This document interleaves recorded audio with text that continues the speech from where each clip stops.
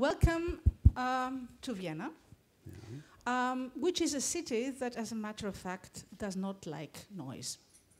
It has some issues with admitting noise in terms of what you were talking about before. As a matter of fact, I think personally that this is a city that actually does anything we can so that there is no noise, trying to do everything perfectly. So I think that this is a place where a point where I would like to start. Okay. I would like to start with noise, and I would like to start with the idea of the unfinished. And maybe there's another issue that you make a very, very strong point about in your book, and this is the whole issue of co-creation, involving people into co-creative processes. I may tell everybody, you have, as Viennese, you have to read the chapters about consultation processes, especially the ones of you who are from administration in Vienna, where Richard Sennett describes in a perfect way why they will never work and why you always end up in a room presenting something and having people screaming at you. Now, this is actually, the funny part of it, but when you have to deal with it in everyday life, it's not that funny. It's awful. So I would like to maybe tease you a little bit by asking you this first question. You said yourself, cities are growing rapidly. So there is not enough time for co-creation, I believe. So this is why I'm trying, in a way, to challenge your points.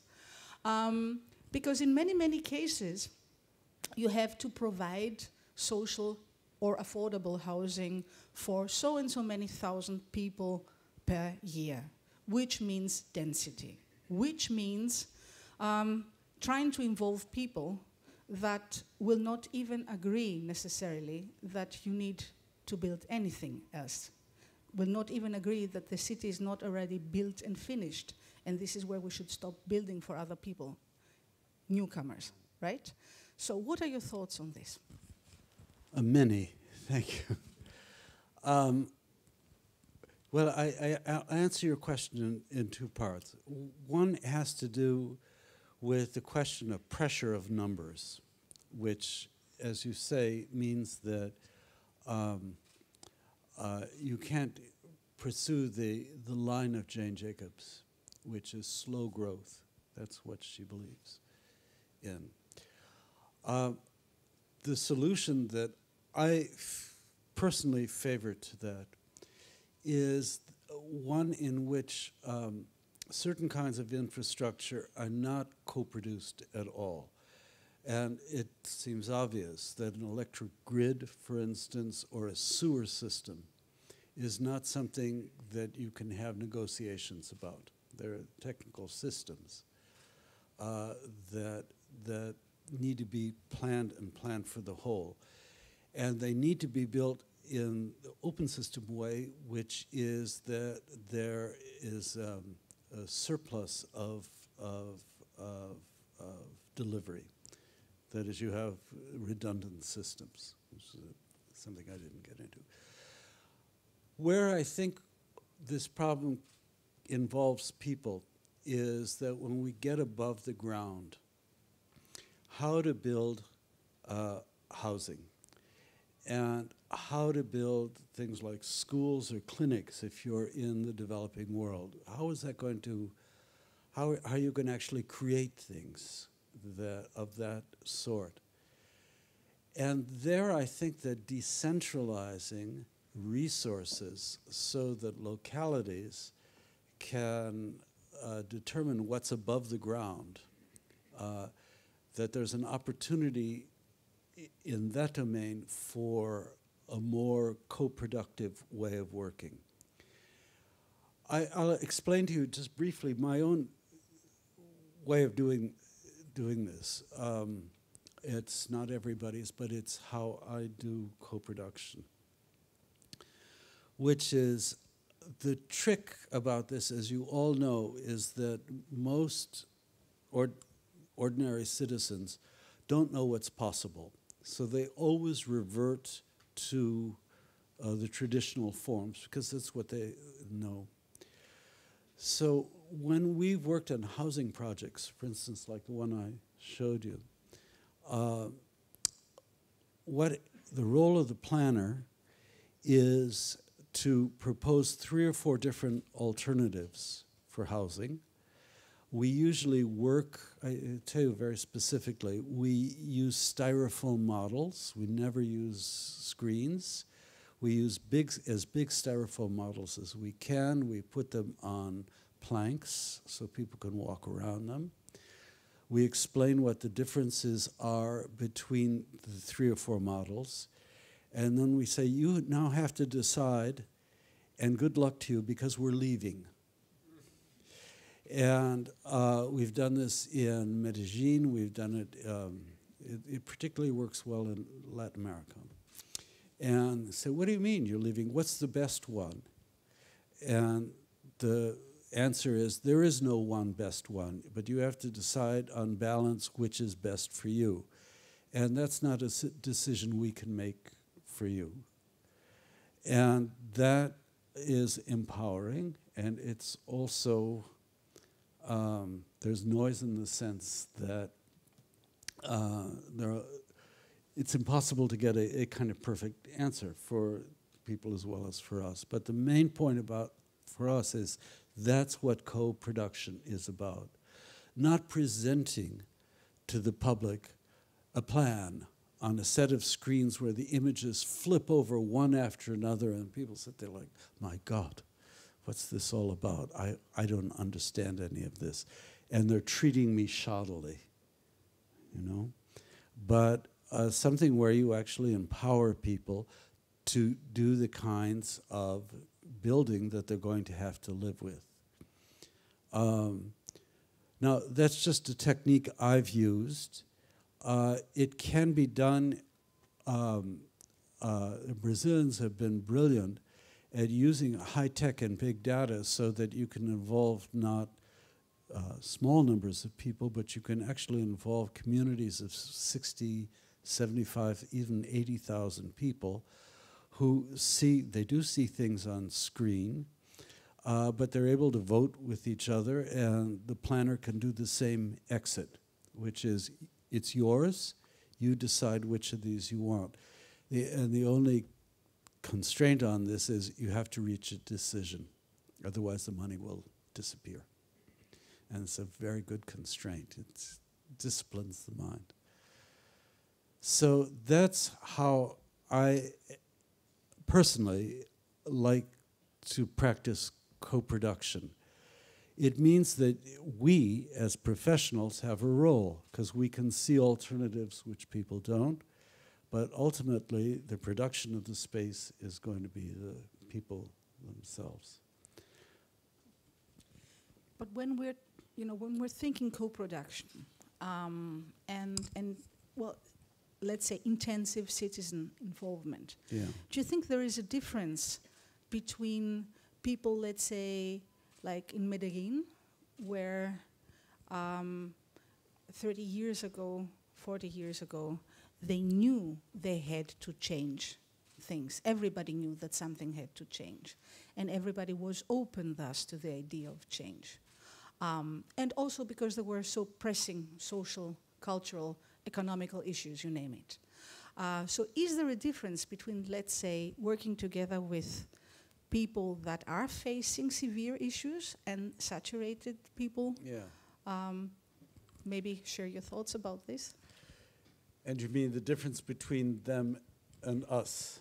Well, them and us, yes. Because I'm trying to imagine, what would it work like in Vienna if we presented the idea and then just walked out and say, you decide? Now, let's make a test.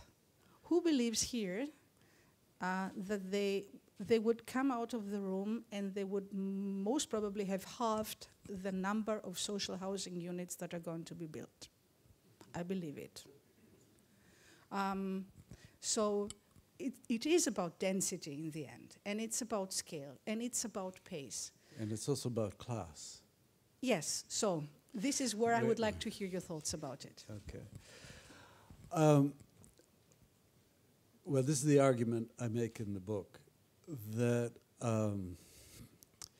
that actually these kinds of, what I took away most from doing this work over the last decades is the necessity of renewing social democratic beliefs here. And that you can't, this is a tool that once you have a different kind of politics, you can use.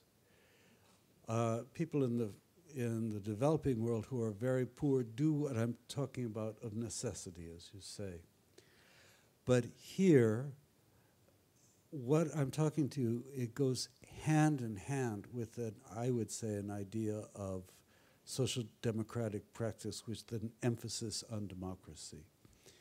And what we have done on the left as well as on the right is treated the public as an audience rather than a participant. And we have to regenerate that. That's a political project that goes hand in hand with this. This is, and I think improbable as it may seem to you, I mean, Austria has had since the post-World War II with Kreisky and others, and with the red housing projects in the 20s, you have a history of this, and it's a base to build on. We have it too in Britain. The Americans don't have it at all. Most public housing projects are considered contemptible, but we're not in that situation in Europe. But I guess what I'm saying to you about this is I don't see planners as politicians, but I see them working with tools that that politics has to renew. And those are tools of actually local empowerment. You know, Vienna's building schools all the time. The parents of the people who are going to be in that school should have a say, a determinative say in what the school is like. You know, that's not pie in the sky. You know, that's not impractical. That's the same thing with local health clinics. How should they be physically organized? How should they operate? It doesn't take an expert to be able to figure out what would best serve the needs of a particular place. So that's why I think the whole notion of kind of renewing this kind of real democratic participation, not assent, but real co-production in this way, it's a social democratic project that you could seize. Not now, maybe. You'll have to renew your politics. But I think, I don't know, maybe, you know, the older I get, the more optimistic I get. So, you know, I think you could do it. I think you could be more like people in Medellin, you know, and less like, well, we won't go into all of that. No, as a matter of fact, I would have wanted to talk about Medellin as well. Oh, good. Because I personally believe that it is really a place where, you know, everybody speaks about the wonder of Medellin, but it's not a wonder. It's not a miracle. No, it's not a miracle. No. It is a very, very specific way of organizing politics and organizing actually the way the will develops. Right. One thing that I think is particularly interesting about Medellin, it had a mayor, Sergio Fajardo, who was the kind of linchpin in this, who understood that you know that Medellin was once a drug minefield.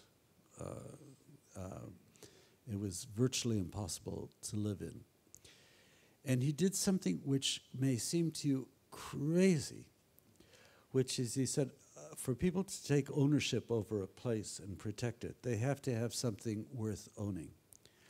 So I am going to build, I'm going to make the money available for 8 libraries, and I'm going to ask people in 8 very poor communities to commission an architect to build these libraries for them.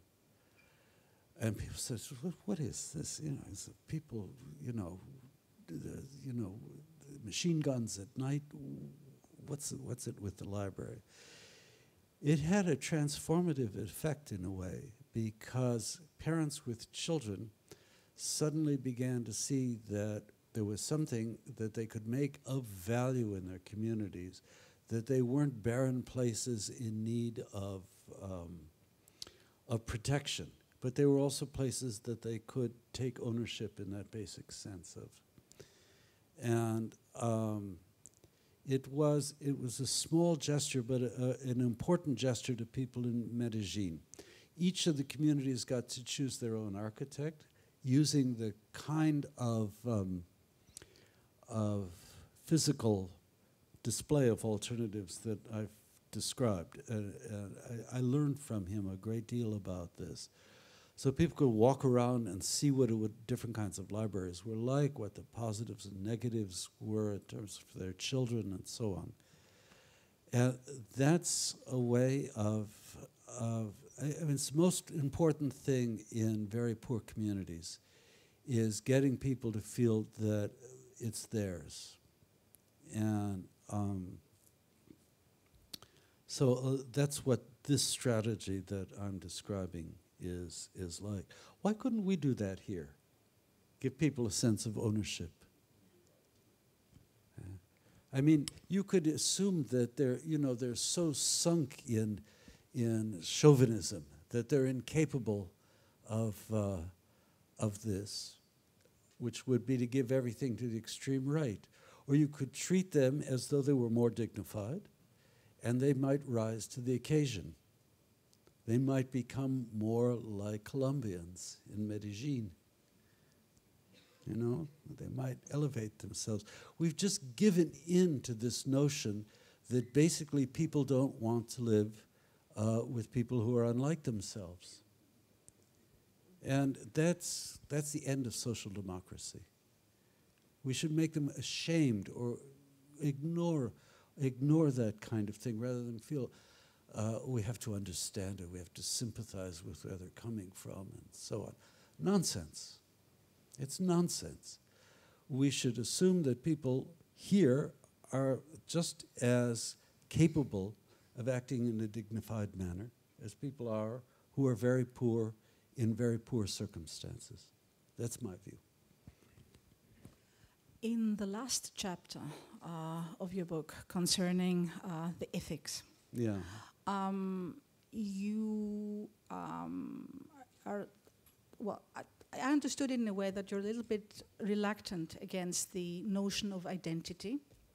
You're talking about ownership, yeah. but not about identity. And you also make, well, let's say, a claim for kind of a modern cosmopolitan way of experiencing the city as a place where difference is not a problem. Actually, nuisance is not so much of a problem. It's just part of it. It's just, you make a very strong claim about not caring so much in the end. Yeah, about indifference. But not about indifference, right. And this is actually also something I wanted to ask you to share your thoughts on this with us. But I would like to combine it with the question, is there a way of designing a city so that it would produce this kind of mentality? Well, let's see. Can you stay until about 3, maybe 4 o'clock? Well, let me say first about this, as a social theorist, that I'm much more interested in cooperation than I am in solidarity. And the kind of cooperation I'm interested in is cooperation with people you don't know, you don't like, whom you don't understand or you don't sympathize with. And that's something that believe me, if you ask any of the people in the United Nations building them, that they will tell you it's a skill. And I think building up the skill of being able to work with, you could put it in a way that it's a skill of working with strangers. And it's much more important, human skill, than cooperation of that sort is much more important than solidarity. So that's why, to me, I mean, we all have very multiple identities. And what happens on the right is that they're simplified into just one. That the tendency is to privilege solidarity as an ethical condition, which is wrong. And so that's why I take this goal. Now, this is a kind of ethical base for this kind of work. The experiments that we're doing, the practical building experiments that we're doing, I have to say are as much about resisting closure as they are about positively opening things up. The most, I'm not going to show any more of this, but where this has gotten the farthest is actually working with transport systems. Because transport systems of the sort that Chavez built or that the Chinese built are such absolute boundaries that to redesign the transport so it's more porous, that it's less orientated to rapidly moving private vehicles, it's both ecologically sound and it's something that we're beginning to learn how to do. I'll just tell you a little about this, is that all right? We're very interested in what's called branch transport design, which is the way in which you can have many, many exits and entrances to a central branch. And the theory of this goes back, it's again something that MIT has pioneered, into theories of branching and flow based on fluid mechanics, how to relieve pressure in a system through branching, which they've studied in fluid mechanics, and we're trying to study in terms of transport systems. What it means is building, essentially putting what I showed you in Caracas was a 4-line highway each way. And what it means is essentially segregating those 4 lanes so only the one lane is fast. And that you can branch off and the others so that there's a branch to lower and lower levels of traffic density. On the side of the lowest branch, the lane that's closest to habitation, we're building things like health clinics, little shopping centers, and schools. And we're doing that we can't work in Caracas in Venezuela anymore. We're doing it in Colombia, and we're doing it in Uruguay, which is also has been defaced by this kind of boundary traffic condition. So that is a practical way in to do it. I am still convinced that the experiments that Ricky and I are doing in modular housing can be translated into housing for poor people. I just flashed by on the screen the Alejandro Aravena experiments in that. You could do them anywhere in that kind of modular housing. And you have a wonderful opportunity here because you have so much perimeter housing. which is much easier to transform in that modular way, to rebuild in parts, than the British townscape, which is a traditional street pattern. So, but as I say, that would take us to about 3 o'clock in the morning. But that's what we're trying to do. And in Habitat 3, that's why so much of Habitat 3, which is the once every 20-year meeting of about the environment, which Ricky Burdett and Saskia Sassen and I organized intellectually, we put so much emphasis on transport systems, because that is what's killing cities in the developing world. If any of you have been to Mexico City, you know exactly what I mean. That you have a city of 26 million people, which is absolutely balkanized by its transport system. So, well, I'll try to ask what I believe to be, in a sense, the elephant in the room. Let's put it this way. yes. I mean, A big elephant or a small? I think it's a huge elephant, Okay. but I don't know. It's up to our audience to agree with me or disagree. Yeah. Anyway, I, reading your book Yeah. and thinking about Vienna. Ah. Okay, Vienna is a place where you have an excellent public transport system that is here almost historically and is one of the densest in the world. Yeah. You have social housing, which is also historical, and you have more than 60% of the population living in affordable housing. Because once again, it's there, and we keep creating about up to 10,000 units per year. It's a very green place. It is actually a place of high porosity. And it's a place with, let's say, wonderful public spaces. Not everywhere, but compared to other cities. And still, it's a place where you have uprising right-wing extremism. Right. Now, I know that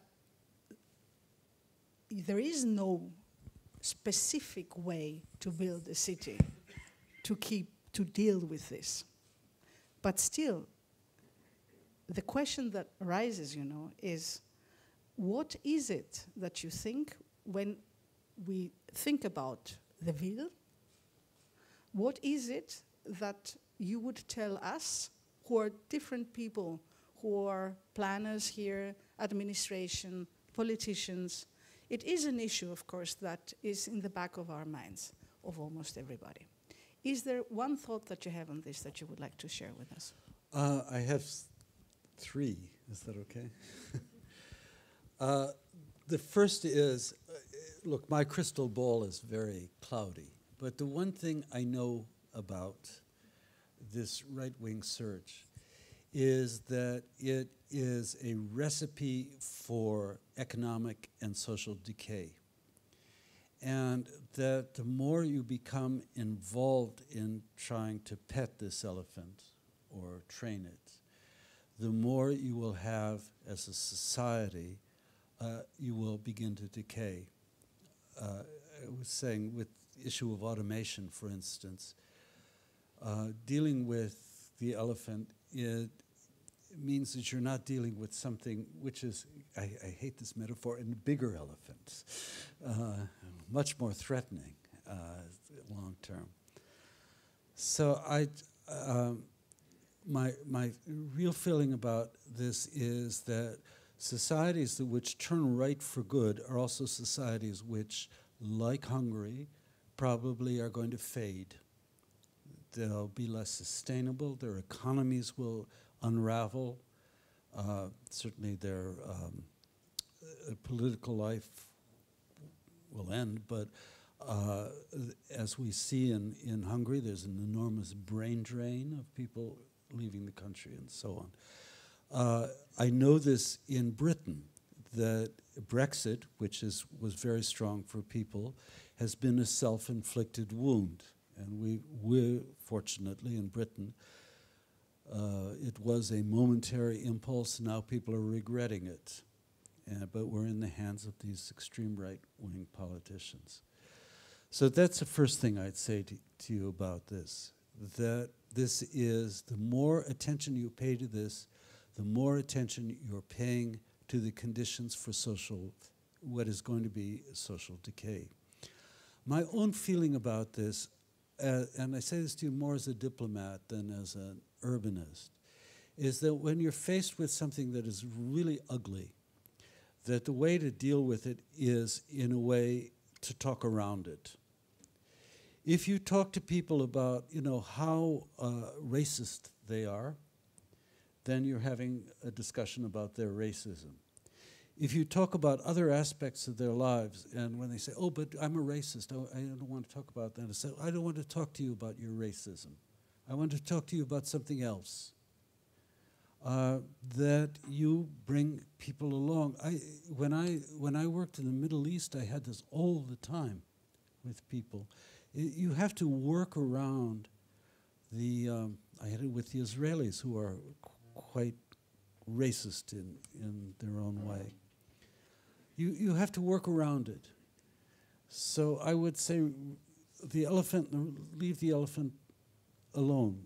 Address people in other ways, And maybe that seems impossible to you, but there is a way in which not responding is also a politics. I'm just saying you're not just a racist. You have other aspects of your life. You can do more than hate. People respond to that. The third thing I would say about this is that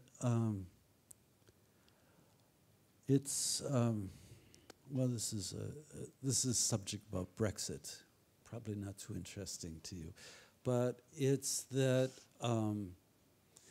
there is a lot of what I've seen with the people who voted for Brexit, which was really a vote against immigrants, we now know, is that they discharged their sort of anger and then they went, oh my God, what happened? And now it's, rather than it, as you may know, 65% of the population want to stay in the European Union. It was like a kind of expelling of something. And I don't know, I have a lot of faith in Austrian social democracy. Maybe this is a moment for you rather than a permanent fate, as it will be for the Hungarians, who are going to sink as a country because they're so preoccupied with this.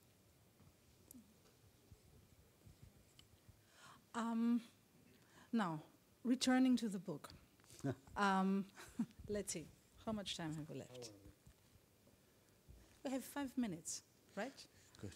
So you're so organized. Have you ever thought of a career in politics? I should say that's how I managed to come through your class. Anyway, now, returning to the book. Actually, straight from the beginning, you talk about, I'm trying to translate it because the bad thing is I have to confess I read it in German. And so right now, that's terrible. But we still gave you a degree. Yes, you did. But you didn't know, right? So my problem right now is that I don't remember the word for Bescheidenheit in English. Anybody could help me? Modesty, thank you, thank you. So you speak about, the modesty that it needs when going about developing a city. So actually, this is what you've been talking about all the time. But I think that's a good question, as the last one. German? Bescheidenheit. Bescheidenheit. So, how do you manage to develop a city that's growing rapidly, providing things people need even though they might not realize that they need them at a specific point, right? Like, for instance, enough affordable housing, which of course means major changes in in their environment. Let's put it this way. So how do you do this at the correct pace and remain modest at the same time? Tell us how to be modest. I couldn't. I mean, I think you've set this up in a way which is not accords with my experience, which, and this is probably what it's a good way to end. The people that my experience as a practical planner with know what they need. And we, as planners, pretty much throughout the UN system, have very modest means of satisfying those needs. So that, as a human interaction, I'll give you an example of this. I worked in Beirut in the late 90s after the Civil War. And there was, for 2 years, there was a need for a lot of refugee shelter. And we simply didn't have enough tents. And we couldn't house all the people that needed these tents.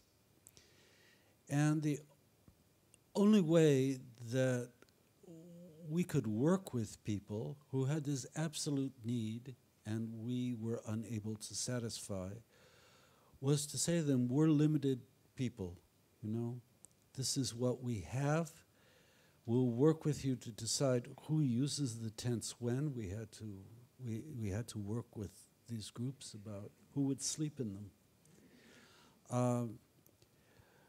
I mean, it just takes an attitude of thinking differently about the gap between, in circumstances like that, between desire and satisfaction. And that is maybe a part of the sickness of European culture, that gap has disappeared in our consciousness.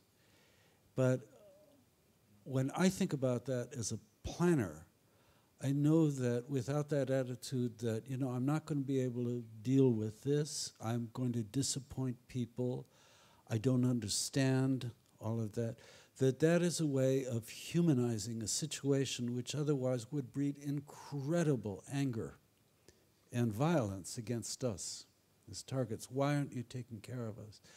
My colleagues who deal with food relief have this all the time. We're having it now in Yemen, you know. So you have to have this attitude in order that people understand that you know, you're human, and that the fact that they are so desperate for help is not something that you're really going to be able to solve. I don't know, maybe that's a consciousness that we should try and recover in the West, that kind of modesty. Be good for planners, rather than working like Corbusier saying, here's the solution, to say, I don't know if I can really make you happy, but, you know, I'll do the best I can. So I don't know.